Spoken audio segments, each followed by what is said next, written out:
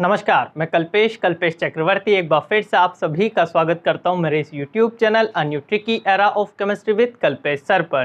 देखिए, आज हम लोग डिस्कस करेंगे मोल कंसेप्ट के कुछ बेहतरीन क्वेश्चंस के बारे में जो विभिन्न प्रतियोगी परीक्षाओं में पूछे भी गए हैं और आगे के एग्जाम्स में आप लोगों से पूछे भी जा सकते हैं। यदि आप लोगों ने इन क्वेश्चंस पर प्रैक्टिस कर ली तो मैं कह रहा हूं आप लोगों से कि आप लोग मोल कंसेप्ट के क्वेश्चन कभी भी गलत नहीं करेंगे। तो चलें शुरू करते हैं हमारी बात मोल कंसेप्ट के कुछ बेहतरीन क्वेश्चंस के साथ। देखिए, सबसे पहला क्वेश्चन आप लोगों के पास है, आधुनिक परमाणुवीय भार पैमाना किस पर आधारित है। बहुत बढ़िया क्वेश्चन है, समझिएगा। सबसे पहली बात देखो, परमाणुवीय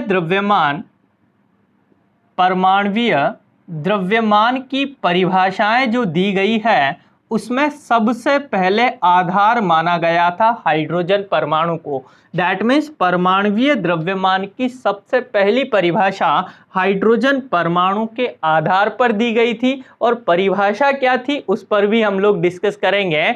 इसने यूँ कहा था कि किसी भी तत्व के एक परमाणु का द्रव्यमान वह संख्या होती है जो ये प्रदर्शित करती है कि उस तत्व के एक परमाणु का द्रव्यमान हाइड्रोजन के एक परमाणु से कितना गुना भारी है। बहुत टिपिकल लैंग्वेज है, लेकिन आप लोग सीखिए। जैसे एक उदाहरण की बात करूं मैं कि एक तराजू में इस साइड और एक तराजू में इस साइड, यहाँ मैंने नाइट्रोजन का एक परमाणु लिया है और मैं हाइड्रोजन के परमाणुओं को रखता जा रहा हूँ। मैं जब यहाँ 14 हाइड्रोजन के परमाणु रख दूंगा तब जाके तराजू के ये दोनों पलड़े बराबर हो जाएंगे। इसका मतलब नाइट्रोजन का एक परमाणु हाइड्रोजन के 14 परमाणुओं के बराबर होता है। इसका मतलब नाइट्रोजन का परमाणु द्रव्यमान बोलो 14 हुआ कि नहीं हुआ। तो सबसे पहली परिभाषा किसके आधार पर दी गई बोलो,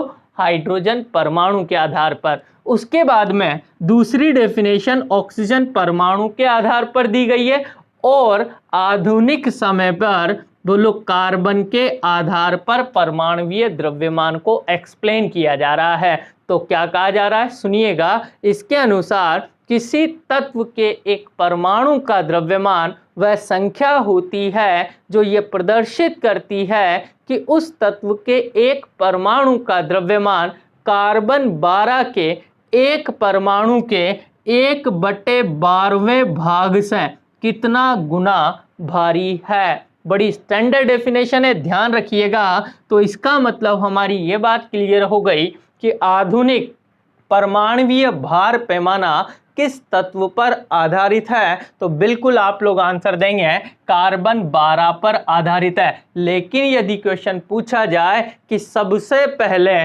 किसके आधार पर परमाणुवीय द्रव्यमान को एक्सप्लेन किया गया था तो आप लोग आंसर देंगे हाइड्रोजन के आधार पर। क्या मेरा पहला क्वेश्चन समझ में आया आपको? आना चाहिए। आता रहे तो लाइक का बटन दबाते रहिएगा। अच्छा, एक ही बार दबाना है, ध्यान दीजिए। अब अगला क्वेश्चन देखें, बहुत स्टैंडर्ड है भाई। 32 ग्राम मेथेन में अणुओं की संख्या ज्ञात करनी है आप लोगों को। तो देखो इसको कैसे सोल्व करते हैं। सबसे पहली चीज, जब भी आपको ऐसे क्वेश्चन दिए जाए ना तो आप लोगों को मोल निकालना रहता है। अब बताइए, मोल निकालना आपको आता है? जिसने नहीं सीखा है वो लिंक दिया है नीचे डिस्क्रिप्शन में प्रीवियस वीडियो का, उसे जरूर देखिएगा। तो मोल क्या है, मोल निकालने का तरीका देखा तो पदार्थ की ग्राम में मात्रा बटे अणुभार, एक फॉर्मूला ये था। दिया गया आयतन बटे 22.4, दूसरा फॉर्मूला ये था। और तीसरा फॉर्मूला था अणु या परमाणुओं की संख्या बटे अवोगाद्रो संख्या। समझ आ रही है बात? तो आप लोगों को यहाँ ग्राम में मात्रा दे रखी है तो हम फॉर्मूला नंबर 1 पदार्थ की ग्राम में मात्रा बटे में बोलो अणुभार, ये फॉर्मूला यूज में लेंगे तो इससे आप लोग कैलकुलेट कर पाएंगे। बोले मोल तो ग्राम में वैल्यू आपको गिवन है भाई, बोलो कितना 32। मैथेन का अणुभार आप लोगों को निकालना है। बोलो मैथेन CH4, कार्बन का परमाणु भार 12, हाइड्रोजन का परमाणु भार 1, 4 बार है। बोलो कितना हो गया भाई 16। दैट मीन्स मैथेन का अणुभार 16 है। बोले तो आपके पास 2 मोल आ गए हैं। तो पहली बात तो हम लोगों ने ये सीखी कि 32 ग्राम मेथेन का मतलब कितने मोल हुए भाई, 2 मोल। अब आप लोगों से वो पूछ रहा है अणुओं की संख्या। अब आप मुझे समझा दें, बताएं 1 मोल में अणुओं की संख्या, अणुओं की संख्या बोलो कितनी होती है भाई, अवोगाद्रो संख्या के बराबर Na से लिखते हैं। तो बताओ 2 मोल में कितने होंगे, तो 2 इंटू अवोगाद्रो संख्या। बोलो यही मेरा आंसर होगा। बोलो कहीं ऑप्शन में दिख रहा है, बिल्कुल दिख रहा है भाई, ऑप्शन नंबर बी। बताओ दूसरा क्वेश्चन करना आया आप लोगों को।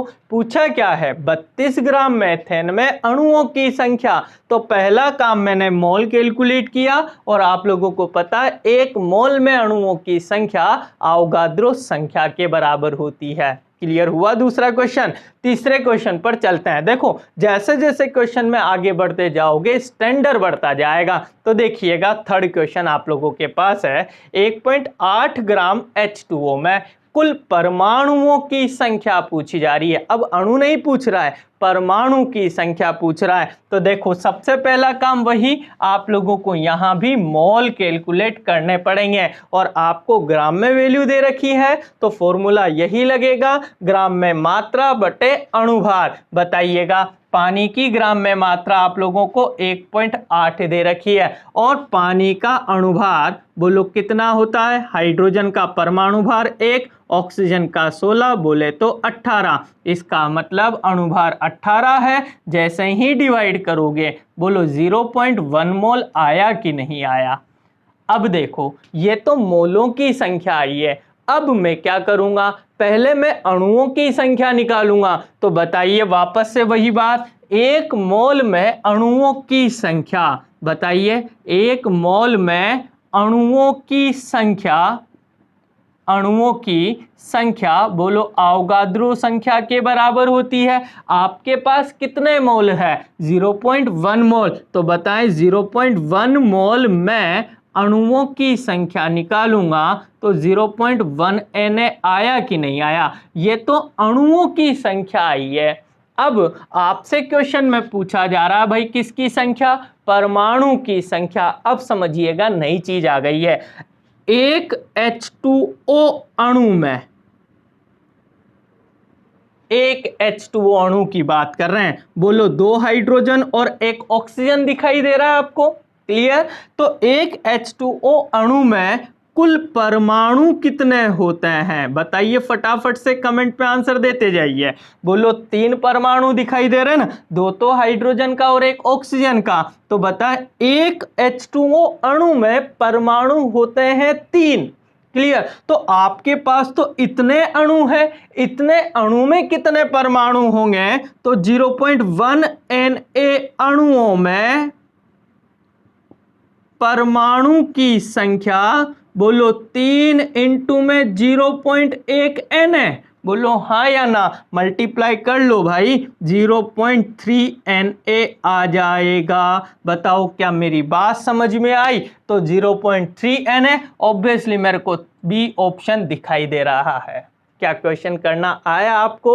तो आप लोगों को ग्राम में वैल्यू दे रखी है। देखो स्टैंडर्ड बढ़ता जाएगा, आप लोग कॉन्शियस होकर पूरे वीडियो को देखें। 1.8 ग्राम H2O में परमाणु निकालना है तो पहले आपने मोल निकाले, मोल निकालना आता है, ग्राम में मात्रा बटे अणुभार। मोल निकलने के बाद में आप लोग पहले अणु निकालो, अणुओं की संख्या निकालनी है। बताओ 1 मोल में अवोगाद्रो संख्या के बराबर अणु, तो इतने मोल में कितने, बोलो मल्टीप्लाई किया। अब आप लोग जानते हैं एक H2O अणु में परमाणु होते हैं 3, तो बताओ इतने अणु में कितने होंगे, 0.3 Na। ऑब्वियसली बिल्कुल आंसर आ गया होगा आप लोगों का बी ऑप्शन, 0.3 Na। क्लियर। अब चलता है नेक्स्ट क्वेश्चन पे, बहुत इंपॉर्टेंट है, ध्यान से देखिएगा।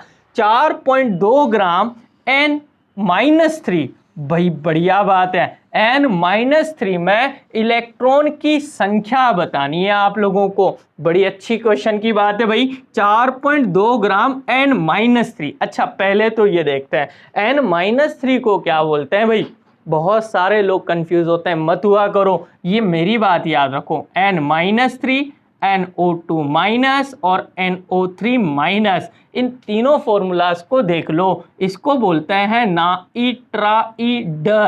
ओके भाई, इसको बोलते हैं नाइट्राइट और इसको बोलते हैं नाइट्रेट। एक बार एक कंपटीशन में क्वेश्चन पूछा है, क्वेश्चन था एल्यूमिनियम नाइट्राइड का फॉर्मूला निम्न में से होगा। तो बहुत अच्छी बात है, एल्यूमिनियम जानते हो, बोलो Al+3 होता है। अब जिसको नाइट्राइड याद है, आपको तो याद हो गया N-3, बोलो दोनों कैंसिल होगा, AlN बनेगा। बोलो समझ में आई कि नहीं आई मेरी बात? ओके, तो यहाँ इतनी सी बात सीख लो, N-3 को नाइट्राइड बोलते हैं, ठीक है। और इसमें आप लोगों को निकालने हैं इलेक्ट्रॉन की संख्या। कैसे निकलेगी? बिल्कुल वैसे ही जैसे ऊपर के क्वेश्चन किए थे, बस फोकस कीजिएगा। सबसे पहली बात, आप लोगों को मोल कैलकुलेट करने पड़ेंगे। बोलो ग्राम में ही मात्रा है और ग्राम में मात्रा है 4.2 ग्राम। क्लियर? बटे में आएगा अणुभार, पदार्थ की ग्राम में मात्रा बटे अणुभार। बताओ, नाइट्रोजन का तो परमाणु भार निकालना पड़ेगा ना। सूत्र में आप चाहे अणुभार बोलो चाहे परमाणु भार, अब आप देख लो, परमाणु दिया है तो परमाणु भार निकालें। बताओ नाइट्रोजन का द्रव्यमान कितना भाई? 14 ही होता है। समझ में आ रही है बात? अब आप लोग जैसे ही इसे डिवाइड करेंगे, 100% 16 तिया 42 होता है। बोलो 0.3 Na, या फिर यूं कह दो 0.3 मोल आपके पास आ चुका है। समझ में आई मेरी बात? अब आगे की कहानी सुनो। आपको ये बात पता है कि नाइट्रोजन में इलेक्ट्रॉन की संख्या कितनी होती है? नाइट्रोजन परमाणु में बोलो 7 होती है, -3 लग रहा है, तो बताइएगा 3 इलेक्ट्रॉन और जुड़ गए। इसका मतलब टोटल इलेक्ट्रॉन आपके पास कितने? बोलो 10। इसका मतलब ये हो गया कि एक नाइट्रोजन परमाणु में 10 इलेक्ट्रॉन होते हैं, ठीक है। तो अब आपके पास इतने मोल है, तो कितने परमाणु होंगे? तो भाई 1 मोल में परमाणु, बोलो कितने होंगे? अवोगाद्रो संख्या के बराबर। तो बताएं 0.3 मोल में परमाणु कितने होंगे? 0.3 Na। अब आप लोग मुझे बताओ, आपके पास इतने परमाणु हैं, एक परमाणु में इलेक्ट्रॉन कितने? बोलो 10। तो इतने परमाणु में इलेक्ट्रॉन कितने होंगे? तो 0.3 Na परमाणु में इलेक्ट्रॉन, बताएं 10 इंटू में 0.3 Na। इन दैट केस बोलो आंसर आएगा आपका 3 Na। बोलो आया कि नहीं आया? क्वेश्चन समझ में आना चाहिए। और बताओ 3 Na, मुझे आंसर मिल चुका है। अब अगली बात सुनने के पहले एक बार फिर फोकस करें। 4.2 ग्राम N-3 है, नाइट्राइड है, इसमें इलेक्ट्रॉन कैलकुलेट करना है। तो पहले मैंने मोलों की संख्या निकाली, बिल्कुल निकाल ली। मोल निकालने आते हैं ग्राम में मात्रा बटे अणुभार या परमाणु भार से, किया कैलकुलेट। उसके बाद में आप लोगों को पता है N-3 में इलेक्ट्रॉन कितने होंगे। जब नाइट्रोजन उदासीन था तो 7 इलेक्ट्रॉन थे, 3 इलेक्ट्रॉन और ग्रहण किए तो इलेक्ट्रॉन हो गए बोलो 10। क्लियर? अब आप यूं देखें, 1 मोल में परमाणु आपको पता है अवोगाद्रो संख्या के बराबर, तो इतने मोल में कितने? बताओ, इतने हो जाएंगे 0.3 Na। अब आप देखें इलेक्ट्रॉन निकालने, एक परमाणु में इलेक्ट्रॉन 10, तो इतने परमाणु में इलेक्ट्रॉन कितने? 10 से गुणा किया, बोलो 3 Na। आया कि नहीं आया? आया ना। नेक्स्ट क्वेश्चन पर मूव करते हैं। निम्न में से किसमें परमाणु की संख्या अधिकतम होगी? बहुत अच्छा क्वेश्चन है, ध्यान से देखिएगा भाई। और ऐसे क्वेश्चंस आप लोगों को हमेशा किसी न किसी एग्जाम में दिखते हैं। तो देखो, एक एक को सोल्व करना पड़ेगा यहाँ पर। कि जैसे पहला ऑप्शन सोल्व करते हैं, ग्राम में वैल्यू दे रखी है 16 ग्राम, बटे में मेथेन का अणुभार, बोलो 16 का ही भाग दिया। इसका मतलब कितना मोल आया? बोलो 1 मोल आया। अब आप लोग देखें, पहले आपको अणु निकालने पड़ेंगे, तो अणु निकालने के लिए 1 मोल में अणुओं की संख्या बोलो कितनी? अवोगाद्रो संख्या। क्लियर? एक अणु मेथेन में परमाणु कितने होते हैं? बताएं, आप लोग काउंट करें।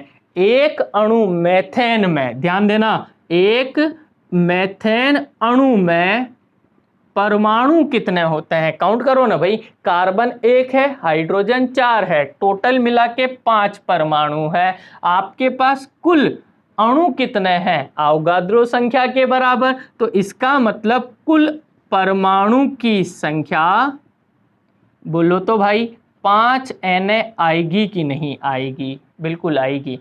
सेकंड ऑप्शन को देखो, 32 ग्राम है ऑक्सीजन, बटे में अणुभार भी 100% 32 ही आएगा। बोलो 1 मोल हुआ। अब आप लोग मुझे बताओ 1 मोल में अणु की संख्या कितनी? अवोगाद्रो संख्या के बराबर।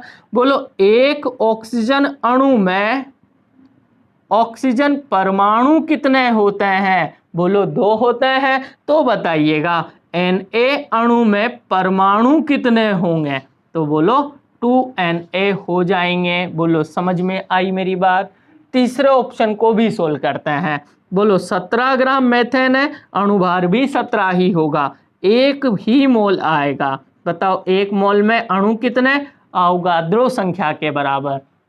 बताएं, एक अणु में अमोनिया में, अमोनिया है भाई, एक अणु अमोनिया में परमाणु कितने होते हैं? तो एक तो नाइट्रोजन परमाणु और 3 हाइड्रोजन परमाणु, 4 होते हैं। तो बताओ Na अणु में परमाणु कितने होंगे? तो 100% बोलो 4 Na हुए कि नहीं हुए? क्लियर? फिर देखें अगला ऑप्शन। बोलो 2 ग्राम हाइड्रोजन है, बोलो अणुभार भी 2 है, इसका मतलब 1 मोल आ गया। 1 मोल में अणु अवोगाद्रो संख्या के बराबर। बता एक अणु H2 में परमाणु कितने? तो 2 परमाणु। ठीक है भाई। अब आप बताएं Na अणु में परमाणु कितने? तो 2Na। देखो मैंने सब में आप लोगों के लिए परमाणुओं की संख्या निकाल के बता दी है। तो आप लोग देखें, मेथेन में तो 5 Na परमाणु है, ऑक्सीजन में 2 Na परमाणु है, अमोनिया में 4 Na परमाणु है और हाइड्रोजन में 2 Na परमाणु है। तो क्वेश्चन क्या पूछा है? किसमें परमाणु की संख्या अधिकतम होगी? तो ऑब्वियसली मुझे आंसर मिल चुका है, ऑप्शन नंबर ए, क्योंकि इसमें परमाणु की संख्या 5 Na होगी। क्लियर? नेक्स्ट क्वेश्चन पर मूव करते हैं। सबसे सॉलिड क्वेश्चन और सबसे बढ़िया क्वेश्चन है भाई, सीखते जाइएगा। क्वेश्चन नंबर 6 आपके पास है कि एक पात्र में समान परिस्थितियों में ऑक्सीजन ले रखी है, हाइड्रोजन ले रखी है और मेथेन ले रखी है, समान द्रव्यमान में लिए हैं, इनके मोलों का अनुपात कैलकुलेट करना है। देखो अब कैसे सोल्व करते हैं। क्या क्या आपके पास है? बोलो ऑक्सीजन है, साथ ही आपके पास हाइड्रोजन है और साथ ही आपके पास मेथेन है। बोलो ये सब समान मात्रा में लिए हैं और मोलों का अनुपात निकालना है। देखो अब इसको सोल्व कैसे करते हैं, एक स्टैंडर्ड तरीका बता रहा हूं कि देखो इसमें हालात क्या है कि आप लोग इनमें से किसी एक को स्टैंडर्ड मान सकते हो। जैसे मैं ऑक्सीजन को स्टैंडर्ड मानता हूं, आप किसी को भी स्टैंडर्ड मान के देखिएगा। ऑक्सीजन का अणुभार कितना होगा? बोलो ऑक्सीजन का परमाणु भार 16 है, 32 होगा। तो मैं क्या करता हूं, 32 ग्राम ऑक्सीजन ले लेता हूं। तो सब समान मात्रा में, तो सबको मैं 32 ग्राम ले लेता हूं।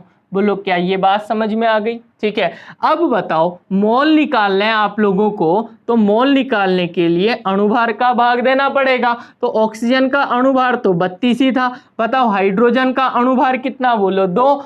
मेथेन का अणुभार अभी कैलकुलेट किया था भाई, 16 होता है। क्लियर? पदार्थ की ग्राम में मात्रा बटे अणुभार से आप लोग मोल कैलकुलेट कर रहे हैं। बोलो तो कितना आया? 1। बोलो तो कितना आया? 16।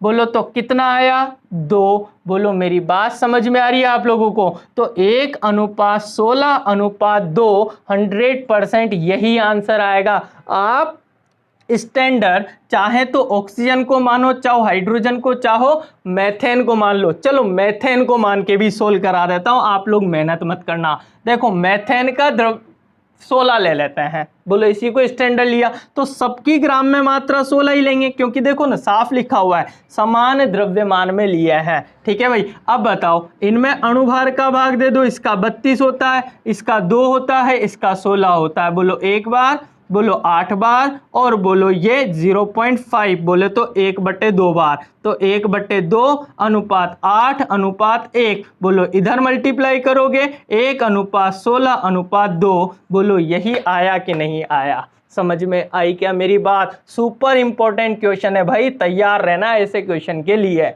क्लियर हुई ये बात? नेक्स्ट क्वेश्चन पर आते हैं। क्वेश्चन नंबर 7 आपके पास है, 1 ग्राम हाइड्रोजन का एनटीपी पर लीटर में आयतन क्या होगा? बहुत अच्छा है, बताइए। आप लोगों को वापस मोल निकालना ही पड़ेगा। बताओ मोलों की संख्या कैसे निकालते हैं? पदार्थ की ग्राम में मात्रा, बोलो 1 है, बटे में हाइड्रोजन का अणुभार, बोलो कितना होता है? 2। इसका मतलब 0.5 मोल आया कि नहीं आया? बोलो आया। या फिर इसे मैं 1/2 मोल लिख सकता हूं, भाई एक ही बात है। समझ में आ गई बात? अब आप लोग जानते हैं 1 मोल में गैस का आयतन बताओ कितना होता है? 22.4 होता है, सबको पता है। आपके पास कितना मोल है? 1.2 मोल। में गैस का आयतन कितना? तो 1.2 इंटू 22.4, बोले तो आंसर आएगा भाई 11.2। समझ में आई मेरी बात? आंसर आपके पास आ रहा है 11.2। समझ गए? नेक्स्ट क्वेश्चन आपके पास है क्वेश्चन नंबर 8, लेकिन ये आप लोगों के लिए है, क्योंकि आप लोगों को यदि ये क्वेश्चन समझ में आए होंगे ना, तो इसका आंसर डेफिनेटली आप दे सकते हैं। तो उम्मीद करता हूं आप मुझे कमेंट बॉक्स में लिख के देंगे इसका आंसर। और यदि ये वीडियो पसंद आया हो ना, तो लाइक जरूर कीजिएगा, और लाइक के साथ साथ ज़्यादा से ज़्यादा इस वीडियो को शेयर करें, ताकि और भी लोग अपन लोगों के साथ कनेक्ट हो सके। और इस चैनल को कीजिए आप लोग सब्सक्राइब। बाकी आज के लिए बहुत बहुत धन्यवाद। नेक्स्ट वीडियो में फिर मुलाकात करेंगे मोल कंसेप्ट के कुछ और बेहतरीन क्वेश्चंस के साथ। Thank you very much.